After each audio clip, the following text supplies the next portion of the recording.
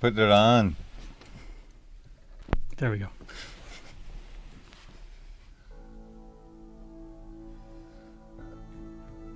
So the first thing I remember is we put the Mini Moog on hold, Yeah. making the airplane sound, and it was in the studio by itself being recorded. And it was very, very eerie. But a good effect. Yeah.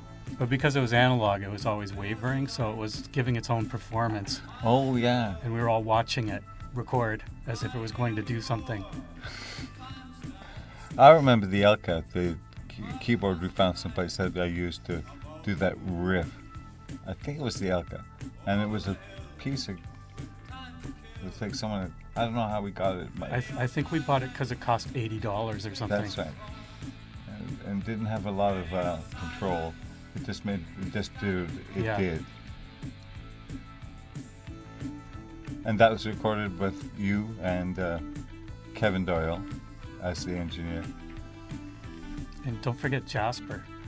Jasper was in on it too, in on this whole record. Jasper from Battered Wives. Yeah, he was officially the producer. Yeah. But we kind of went about our business. You kind of took it over. Maybe. I remember he wasn't too happy with that. We can let that go, but he was a good guy, and Battered Wives was a happening band at the time.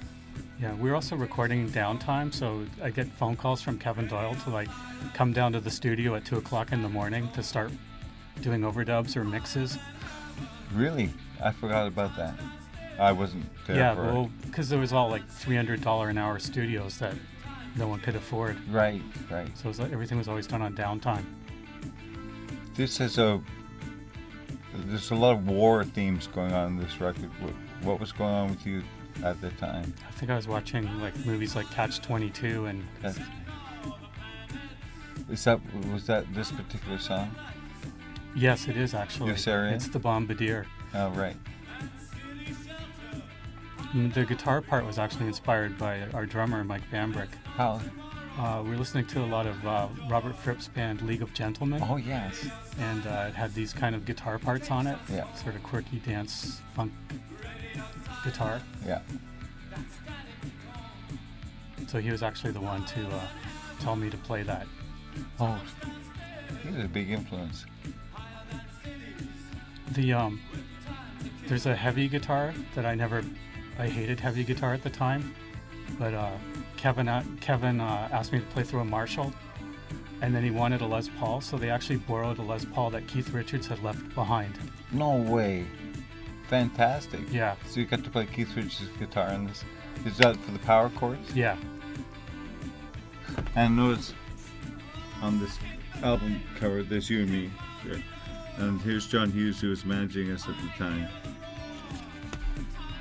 And there's Mike. And there's Jeff McCool, who was the bass player at the time. I don't remember her, but I think she did makeup, didn't she? Yeah, I think so. And don't forget James Dean. Oh, and here's James Dean, who was our hero roadie at the time. He was an absolute hero of mine. He was one of the coolest guys I've ever known, I think. And his name was Jimmy Dean. And his name was Jim Dean. And he was an investor. So he got to be in the picture? Yeah. And he was working with John Hughes. And I don't think he got his money back. And I remember one time some crazy guy came running out of a beer store at me. And this is years and years and years later. And was wanting money from me. And then I finally realized it was this guy. It was this strange, dark story. Another story along the river. Remember, John's office used to be at the bar. That's right. As it should be. Was it the Duke of Gloucester? Yeah. We spent a lot of time there. Oh, the song's done. Yes, we're fading into nothingness. You heard the Spoons before this point, and after, it's a completely different band. And I was really inspired by how they combined drum machines and live drums and synths, and went for a more sort of a classical sound.